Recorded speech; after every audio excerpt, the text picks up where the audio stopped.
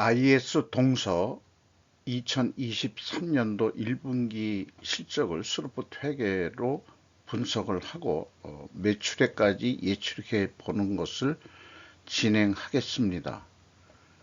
매출은 21.1% 감소했고요. 영업이익은 54.1% 감소했습니다. 그리고 재고자산 매출원가 분식회계 개연성 부재를 달아봤습니다. 이 양해 말씀을 구할 것은 이것은 수정 방송입니다. 제가 일부 분석하는데 미청구 공사의 증감액의 일부 산식 오류가 어떻게 오류가 났는지 잘 모르겠습니다만 발견을 해서 일부 수정을 했습니다만은 수정해서 제대로 수정을 했습니다만은 전체적인 흐름은 변함은 없습니다. 원가 회계 손익은 매출이 21.1% 감소했고요. 반대로 가공비 배부 재고자산은 크게 늘었습니다. 32.5%가 포괄 가공비 되겠습니다. 미청구 공사가 포함된 것입니다. 매출원가가 작게 감소했다는 얘기는 상대적으로 매출원가가 증가했다는 얘기고요. 그래서 매출 총이익은 내려갔죠. 크게 36.8%. 판매관리비를 줄였습니다만은 영업이익은 692억 원으로서 전년 동기 대비 33%가 감소한 실적으로 결산이 됐습니다. 그리고 이 IS 동서는 매출 감소에 반대로 가공비 배부 재고 자산이 더 높게 증가한 것에 대해서 한번 1차 의구심을 가져보는 내용을 가지고 분석을 진행해 보는 것으로 하겠습니다. 스루풋 회계로 분석한 내용을 이게 이제 일부 수정이 됐는데요. 원가 영업 손익과의 갭의 금액이 일부 차이가 있을 뿐입니다. 어쨌든 매출에 비례하는 매출 재료비는 8%가 감소해 가지고 상대적으로 적게 감소했으니까 매출 재료비가 이 매출 재료비는 외주비까지 포함입니다. 그래서 원재료 및 외주비가 크게 상승을 했다. 이렇게 이제 1차 추론을 할 수 있겠습니다. 스루풋 내려갔고요. 스루풋률 9.4% 하락했습니다. 마진율이 떨어졌다는 얘기겠죠. 운영비용은 18.6% 감소시켰습니다만은 생산성은 크게 떨어졌습니다. 그래서 영업이익은 576억 원으로서 원가회계 영업이익보다는 116억 원이 적게 나온 결과가 되겠습니다. 이것은 포괄 가공비 배부 재고자산이 증가를 했기 때문입니다. 재고자산 내역을 보면은 우선은 WCAI가 638억 원이 증가를 했습니다. 그리고 미청구공사도 207억 원이 증가를 했습니다. 이것 때문에 원가회계 영업이익보다 더 영업이익이 적게 나온 게 되겠습니다. 요거는 뭐 한번 말씀드렸던 사항이지만은 한번 좀 참고해 주시고요. 비용의 성격적 분류 내용인데요. 제품과 제공품의 변동으로만 표현했습니다. 이렇게 되면은 재고자산 명세에 나와 있는 완성주택, 미완성주택, 그 다음에 미완성공사 이것은 어떻게 되느냐 하는 거에 대한 얘기가 없습니다. 요런 표기 방법이 좀 불투명하고 요것도 좀 검증을 좀 해봐야 되겠습니다만은 그 다음에 원재료의 원재료 저장품의 사용액 및 상품 매출원가, 그다음 외주비를 포함해서 건설 분야는 분석을 하고 있습니다. 원재료의 사용액은 22.1%가 증가했고요. 외주비는 73.8%나 매우 크게 증가를 했습니다.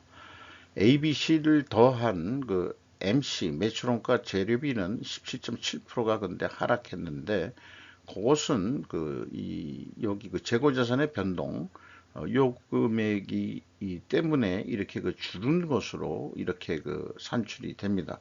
운영비용은 18.6% 감소했습니다. 이 그 운영비용에서 그 판매관리비를 뺀 게 현장 운영비용이 되겠습니다.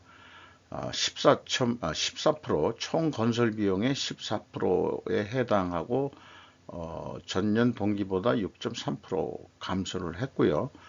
상대적으로 이 재료비가 그 외주비 포함이죠. 6.3% 증가해서 여기서도 원재료 및 외주비가 크게 상승을 했다.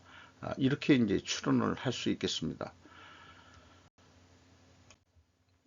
재고자산 매출원가 회계 투명성 검증 3단계로서 그 PQ 총 건설 비용의 그 갭이 있습니다. 그것은 총 그 생산 투입 재료비의 갭 금액과 그 동일한 금액이고요. 그것은 역시 비성분의 A 재고자산의 변동 범위 차이가 있습니다. 그래서 여기에 그 차이가 이 세 군데가 모두 이렇게 그 차이가 나는 것은 차이가 밝혀졌습니다만은, 그것이 뭐냐 했을 때 미청구공사의 증감액을 빼주면은 일치를 해야 되는데 차이가 납니다. 이 개투를 추적할 방법은 전혀 찾을 수가 없었습니다.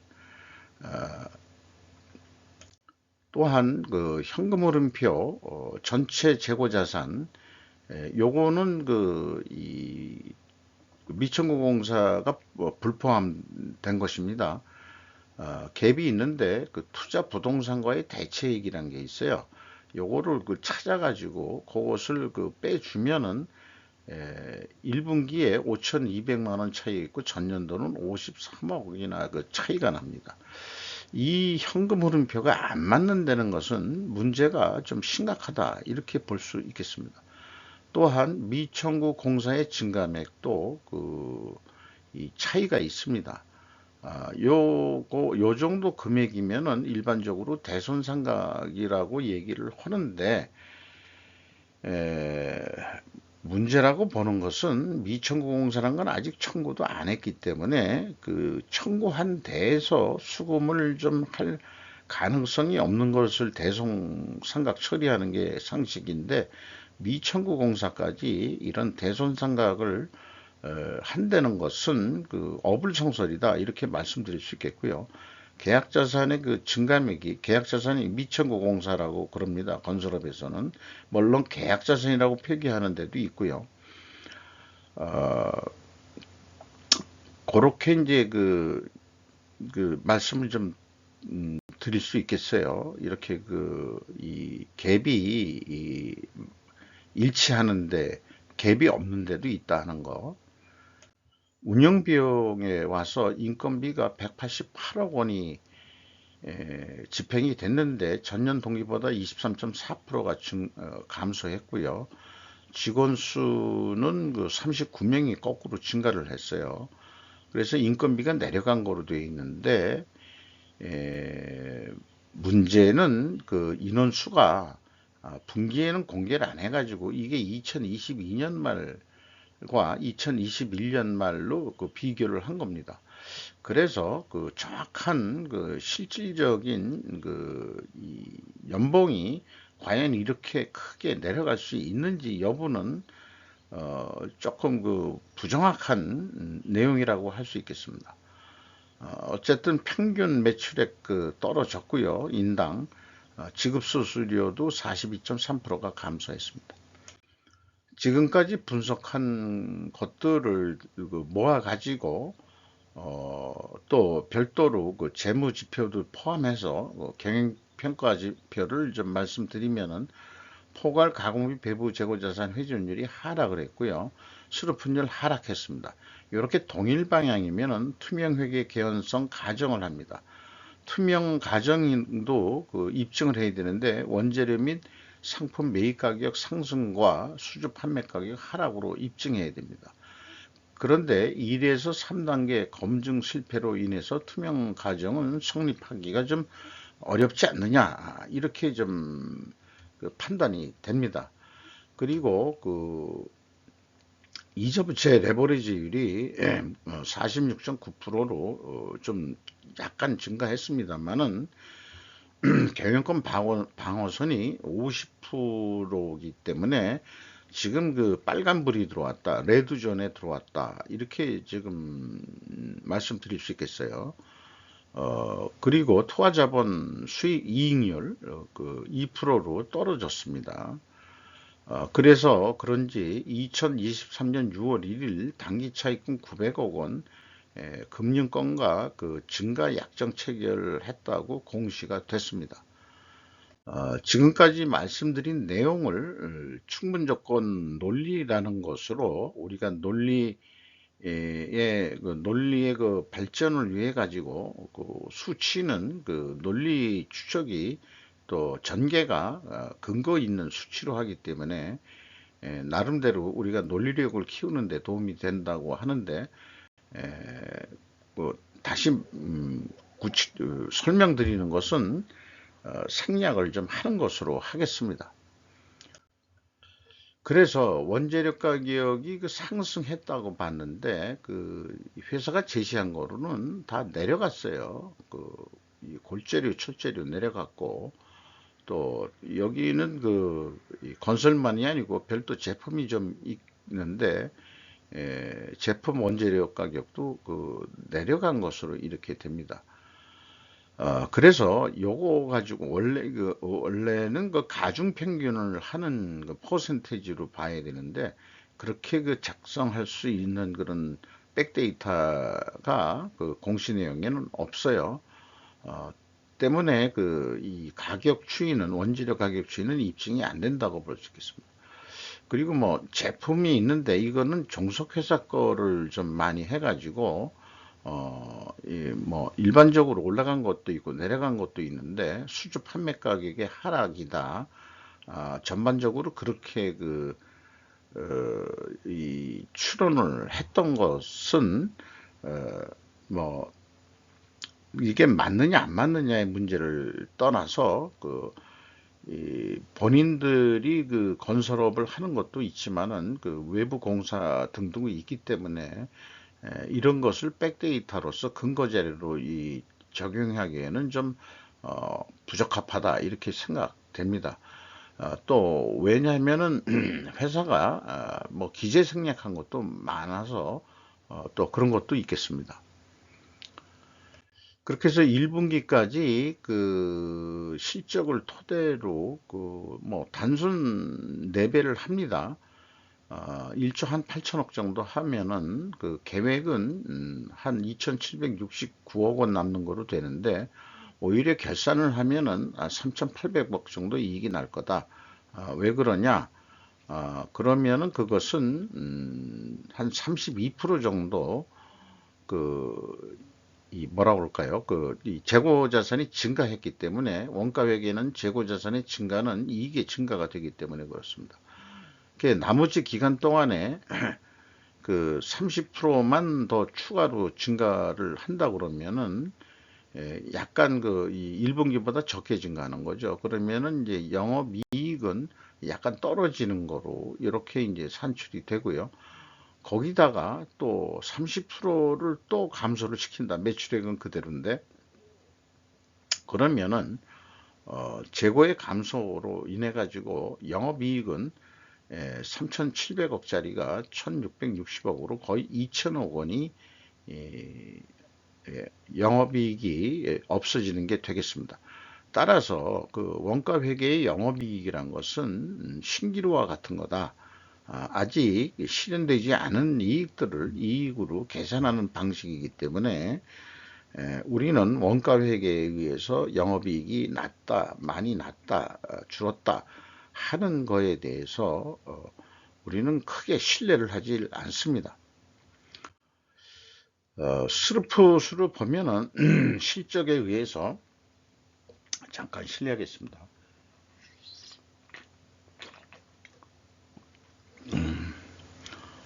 한 1조 5천억 정도면은 충분할 것 같다. 이렇게 생각이 됩니다. 그러면은 영업이익이 한 1844억 원 나는 거로 돼 있는데, 원가 회계 영업이익 계획하는 것보다 이익을 좀 더 내야 되지 않느냐. 그러면은 이익을 내는 방법은 포괄 가공비 배부 재고자산 회전율을 혁신적으로 올리는 겁니다. 연간 4.1회전 하면은 3개월에 한 번 정도 회전하는 건데, 그거가 이제 19.4% 증분을 시키는 거거든요. 그 쉬운 건 아닙니다. 20% 가까이 하는 건데, 이것은 뭐냐 그러면 새로 뭐 물건을 판다 그런 개념이 아니고, 기존의 그 이 미천구 공사 공사 진행하는 것을 빨리 끝내 가지고 추가적인 매출 인식을 더 한다는 거죠. 그렇게 해서 이게 성공한다면은 매출은 1조 한 8천억 가까이 돼가지고 영업이익은 2,760억 정도로 나올 수 있다. 뭐 재고가 감소한다고 하면은 스루프 회계는 그거에 영향을 안 받고 계약한 거에 의해서 그대로 나온다 이렇게 보겠습니다. 따라서 스루프 기준으로는 이게 하나의 단가, 납품 단가라고 하고 또는 공사 단가라고 얘기를 한다면은 좀 싸게 제시를 할 수 있겠다. 그렇게 얘기할 수 있겠습니다. 그래서 재고의 증가인 경우인데 여기에 나와 있는 대로 판매 예가를 낮게 나오게 하는 여기에 해당하게 되겠습니다. 요 4분면표 매트릭스 표는 원가 회계와 스루프트 회계가 재고가 감소할 때하고 증가할 때하고 어떤 결과들을 나타내느냐에 대한 것을 정리를 해 본 것입니다. 주가는 38,150원으로서 2022년 말보다 무려 9,950원이 상승했습니다. 장부 가격 대비 75%가 상승했어요. 실적화는 좀 무관한 거죠.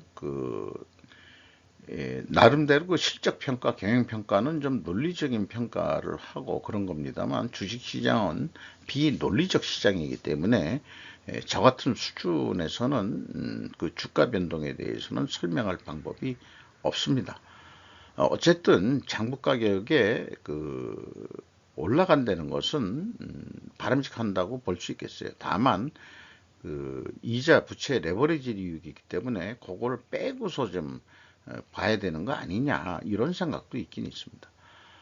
5% 이상 주주명이 IS 지주 외 54.8%나 가지고 있고요. 경영권 방어선은 충분히 가지고 있는 거고, 외국인이 뭐 5%는 안 됩니다만은 한 4.4%, 4.48% 관심을 가지고 있는 회사가 되겠습니다. 마지막으로 이 스루프 회계를 이 가성비와 시성비 변화로 비교를 해봤습니다. 이 가성비에서 시성비 변화로 요즘 트렌드, 소비자 트렌드가 바뀌고 있다는데, 요거를 가성비를 코스트 대비 효율로 풀이를 한다면은 이 시성비는 시간 대비 효과라고 얘기할 수 있겠습니다. 효과. 그래서 이제는 이 시간 대비 성과가 좋으면은 기꺼이 이 소비자들이 또는 수요자들이 돈을 지불한다. 그래가지고 이 애플의 증강현실 제품 눈에 쓰는 그거가 엄청 비싸게 출시가 됐는데 애플의 CEO 팀 쿡은 충분히 팔릴 것이라고 자부를 하고 있더라고요.